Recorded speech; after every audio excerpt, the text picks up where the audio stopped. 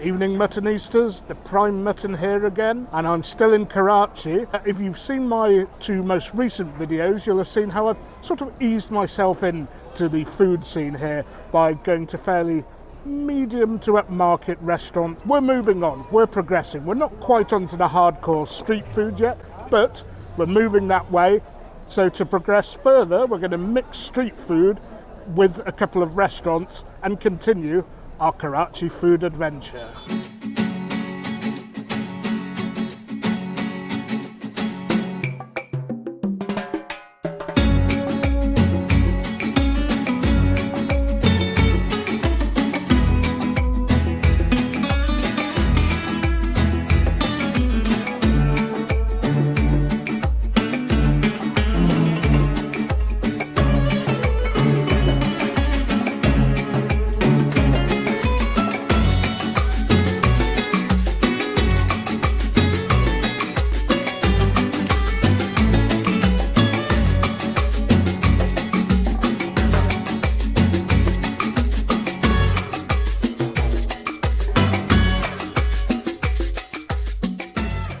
So, viewers, we're still in the south of the city, in the defence district, and now we're in a place called Kadam Market, which is a real food area. It does have some interesting street food options, but it's a little bit more at market than some of the more hardcore places. And as you can see, whilst it's not quite wall-to-wall food places, there are quite a lot of them, and people are cooking outdoors, sitting outdoors. So tonight's first port of call is hot and spicy, which is obviously going to be just the ticket for me. And they have an open kitchen, so we can see exactly what they're making. But one of the joys of being shown around, of course, is that I don't know what we're going to have here. So I'm always open to surprises, and I'm with Sarfaraz again, who maybe can explain to us what we're going to have. What are we going to have tonight at this hot and spicy place, Sarfaraz? Yeah, just a couple of snacks, which are these rolls. You'll have the kebabs in the middle and wrapped around with a flaky paratha. What we're having is a beef bihari roll, which beef bihari kebabs are very particular for Karachi, and they're a slightly spicier version of the kebabs, and they sort of melt in the mouth with some chutney and onions. And then the other is a chicken roll, which will have cubes of chicken boti, like the chicken tikka, but boneless. Well, yet again, I've never had these before, so I can't wait. And I can assure you, viewers, I'm match fit on red hot form tonight. I've hardly eaten a thing today. But for you, viewers, I'm going to be hitting the ball right out to the edge of the boundary tonight. So if you don't want kebab rolls, they have a full menu here. If you want barbecue grilled meat, obviously we're going for the wraps. And you can have gravies or curries like Karahi. You can have Chinese, but if you're visiting here, I mean, why would you want Chinese? And obviously some vegetables. For those who really want to be unadventurous, well, you can get a hamburger. If you want a hamburger, then maybe stick to the hotel. What have we got here? So some chutneys have arrived. That's special chutney. Is that ketchup in the middle? All right, we won't be needing that. So the reason why theirs is more popular than the others, because I think the paratha it's not as flaky. It's got a little bit of slightly dense, but it's really nice. And just to add, these are absolutely unique to Karachi. They are delicious, so do go out of your way to try these rolls. So, beef bihari roll and chicken roll. It wouldn't be far-fetched to say they're like Pakistani shawarmas, really, but they're a bit smaller with a different type of bread. So apparently, when it comes to marinating the meat, melon or raw papaya are used. It tenderises the meat, but it didn't make it sweet. It was spicy, not sweet. And I might add that there's quite a bit of spice coming from somewhere, and apparently it's from the chutney and from the roll. I suppose a restaurant called Hot and Spicy maybe shouldn't be too surprised. Anyway, that's the evening off to a cracking start. I mean, just imagine having those after a night at the pub. They would be right on the money. Anyway, onwards and upwards to the next place. So, Muttonistas, you are all in for a treat, a real treat now. So we've moved on to an area called Boat Basin, literally wall to wall. Stalls, restaurants, little street food outlets, and a lot of these street food outlets are based on the food from northwest Pakistan in the Pashtun areas just north of Peshawar. So without any further ado, let's go for a stroll and see what's cooking. Something I've seen a few times, Baloch ice cream. Some reference to Balochistan, obviously, which is the west of Pakistan. Well, it looks pretty fresh. Whether it is or not, I don't know. So many people eating at that one, so we'll move on, because places with a high turnover of food and lots of customers, particularly with women and children, it's likely to be fresher, likely to be better in terms of the sanitation. I might give this traditional seating a go, but it looks as if a fatty like me might be a bit uncomfortable there. But we'll go where the food's best, and if we have to sit on one of those, then that's what we'll do. Look at all that, boys. Come to mutton, or mutton come to mutton. What are they making here? This is Peshawari special in Pakistan, in Karachi. Okay. Black and green pepper. Yeah. Special mutton and lamb and chicken every Karahi. Chicken dry fry. White fry. White cream. Oh, he's throwing green chilies in. That's what we like to see. And ginger. Yogurt.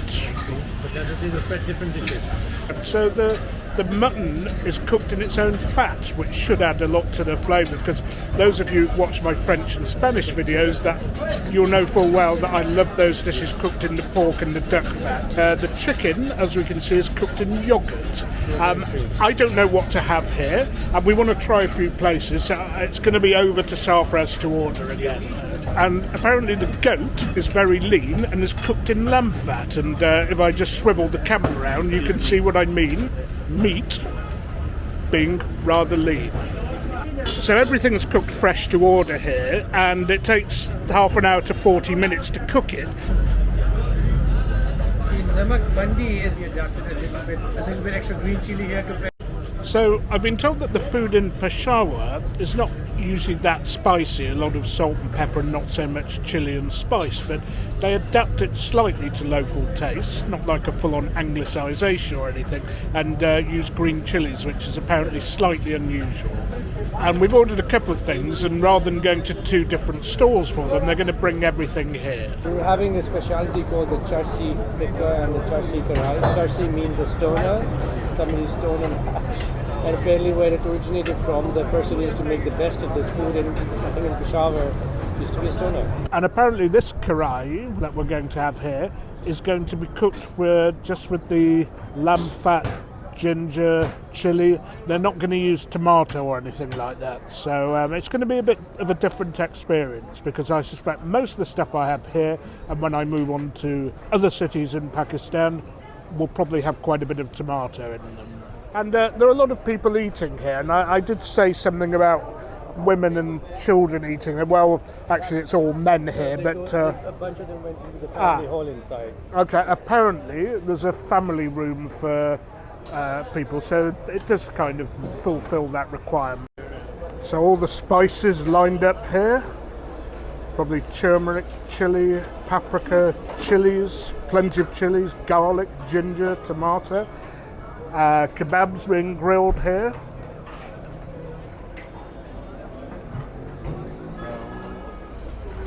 And the tandoor for the naan.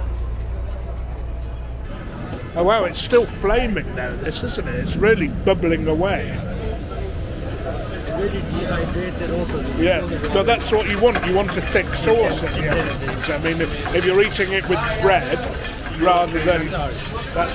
So this is ours here. House speciality. That's the charsi tikka, a lamb charsi tikka. So our food has arrived. We have the charsi tikka, after the aforementioned pothead or whatever he was, which is a lamb preparation. It's like a lamb kebab. And if you remember, we've mainly been having mutton here.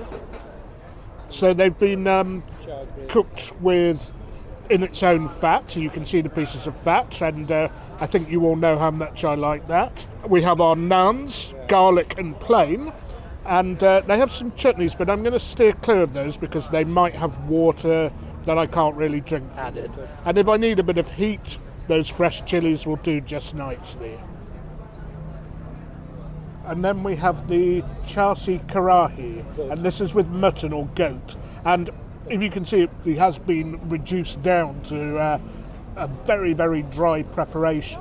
With the kebab, I'm going to have the garlic naan, and with the Karahi, I'm going to have the plain naan. I hope I've got that the right way round, but I guess there's probably more than enough garlic in the Karahi already. Lovely bread. Here we have it. Tender, rich and flavoursome lamb. Obviously it'll be well cooked through and do as you want it to be that way, but it really is scrumptious. It doesn't need any chutney, sauce, anything, just on its own. Those fatty qualities shining through, beautiful marination, not too heavy on the chili or anything like that, just letting the meat speak for itself. Now, at the risk of this blowing my head off, we'll give this a try and see how spicy it is. It's got a bit of heat, but if you're not into really spicy chilies, you'd be alright with this. It's got a little bit of heat. Not too dissimilar to the ones you often get grilled in Turkey with your kebabs.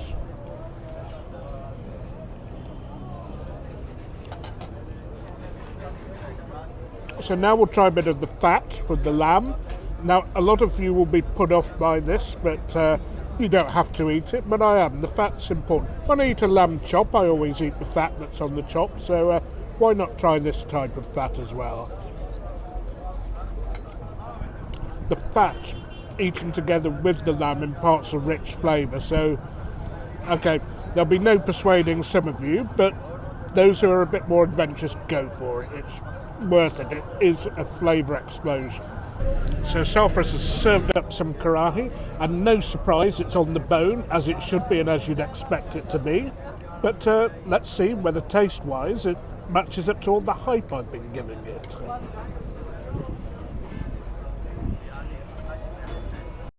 Now, I know that traditionally you're supposed to just grab the naan and scoop bits of it into your naan and stuff it in, but that would be difficult for me enough two-handed, let alone one-handed whilst I'm holding the camera, so I'll do it the Western way. But I have noticed there seems to be some crispy garlic or something on top, or crispy ginger. Ginger, I believe. The ginger really adds a lot to that dish. And despite there being lavish amounts of green chilli in this, I don't think it's that spicy, and if you're really, really picky about that sort of thing, you could go around green chilli avoiding if you really wanted to, but why would you? It's part of the dish, and it's got a great flavour, and the chilies have soaked up some of those meaty juices. And cooking it in the lamb fat is everything. It really does add everything. Brings out the quality of the mutton beautifully, and again, you say, ooh, all that fat. Well, just hang on a second. In Europe, we cook potatoes in duck fat often, and we use beef fat or beef dripping in the UK for all sorts of things, so don't be afraid, dive in there. Now, what makes this a Peshawari Karahi is the fact that it's dry, and it doesn't use tomatoes so much. Also, it's not as spicy as the local variety or the Lahori variety, but it is still full of flavour, and I've not sort of heard of goat being cooked in lamb fat before, but I believe that is a Peshawari speciality. And if you do come to Pakistan and you want to try and visit places like this, I would recommend hiring a guide or going with somebody you know, because English is a little bit thin on the ground. I guess you could point to things, or maybe they have menus with Roman script, but if you don't know the names of the dishes, that's not going to do you any good either. So what a meaty feast that was. That was really, really scrumptious. And just enough room to go to one more stall for another savoury item, and one of the parts of Pakistan that I can't really go to for security reasons is Balochistan in the west, but thankfully they can bring Balochistan to me, and I'm going to try here a style of food that I am completely unfamiliar with. Whether it's too different or not from the local food here in Karachi, I don't know, but we're about to find out.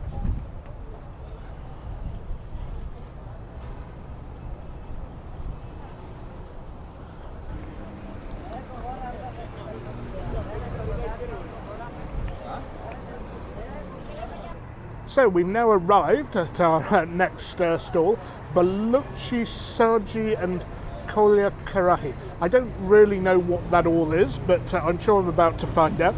And again, fresh chickens, lamb and karahis there. And of course kebabs being grilled freshly. And Sajji apparently is a sort of a Pakistani variant on rotisserie chicken.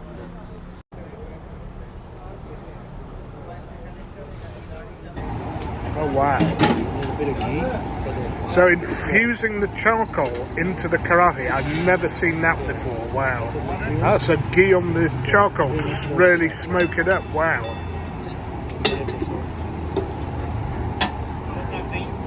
So nothing here is cooked in the tandoor at all. The meat is slowly roasted over charcoal, and the chap who's roasting the chickens keeps going around basting them with some sort of fat. I'm not sure whether it's butter or fat, and every so often he starts carving away, and he's carving lemons at the moment. I assume we take this with lemon. The fat sort of drips over the charcoal, which then allows the smoke to rise and hopefully will give a very smoky flavour to the chicken. So this is a mutton Koyla Karahi. We had a choice between mutton and chicken. We went for mutton again, prime mutton and mutton. And this one is cooked with tomato, and he fishes the skins out every so often. Now that looks like quite a liquidy gravy at the moment, but I wouldn't be surprised if that really is reduced down. And what did he add there?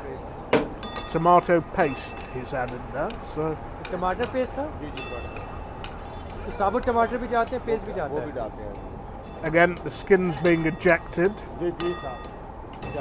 Boiling it or cooking it half done and Okay, so they half do the meat in its own stock and water, because otherwise it would take an hour to cook these things. And look at the amount of tomato that's been discarded there. So some cumin, karahi masala, salt. Okay, so now it's going to dry up, and he did ask how spicy we wanted, and we're going to have a bit spicy without it blowing one's head off. And Sarfaraz just reliably informed me that the hottest curry he's ever had is actually in England, when he had a vindaloo, a late night vindaloo. And now a little yogurt to enrich the karahi. And again cooking it on high. So what's the topping on the chicken? A little bit of chaat masala, which is a little bit of heat, a little bit of darkness, and some black pepper on top. So we've got a little bit of lemon to squeeze on that, and I'll just have it au naturel, as it were.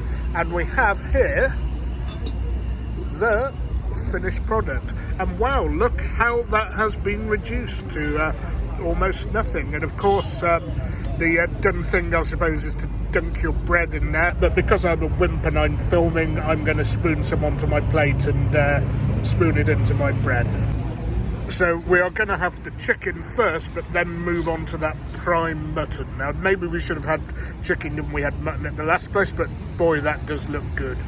Okay, let's try the chicken. Nice handy piece there.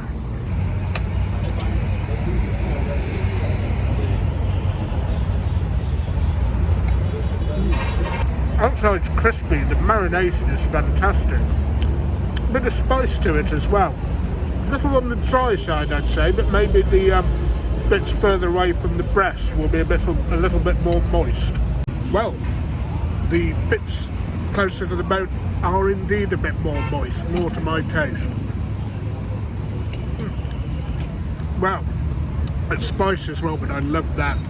For me, the only thing I can say is Nando's, suck on that. So, time for the Koyla Karahi, another Balochi speciality, and having had the Peshawari one, which was mild with pepper, let's see how this tomato-y one tastes. And just to remind you all who didn't see the earlier videos, mutton in Pakistan usually means goat and lamb means lamb. Not too spicy, plenty of ghee and plenty of tomato. And again, a smoky flavour, if you remember, imparted by putting that lump of charcoal in the middle of the karahi at the last minute. And within the karahi, apart from the mutton, you can taste garlic, ginger, coriander, chilies. These are essential ingredients in most karahis, the Peshawari one accepted. And even in that, there were some of those spices. Anyway, this is so good. I'm going to put the camera down and start eating it with naan. Every time I bite into that tender, meaty, flavoursome mutton and bite into the ginger and garlic and the chilies, it's really creating bliss in my mouth. So I'm going to enjoy my 10 minutes of bliss and see you when I finish. So, I just couldn't stop eating that karahi, probably overeaten a little bit. The chicken was good, but we were a bit stuffed, so we couldn't finish it. But that was a fantastic little street food tour. Tried Balochi and Peshawari specialties. I was going to bring you a dessert, but I'm too full. We'll do that some other time. Anyway, thanks for watching. I hope you enjoyed it. I'm going to love you and leave you. Don't forget, like, share and subscribe. I'll see you on the next one. And don't forget, you can't beat a bit of mutton.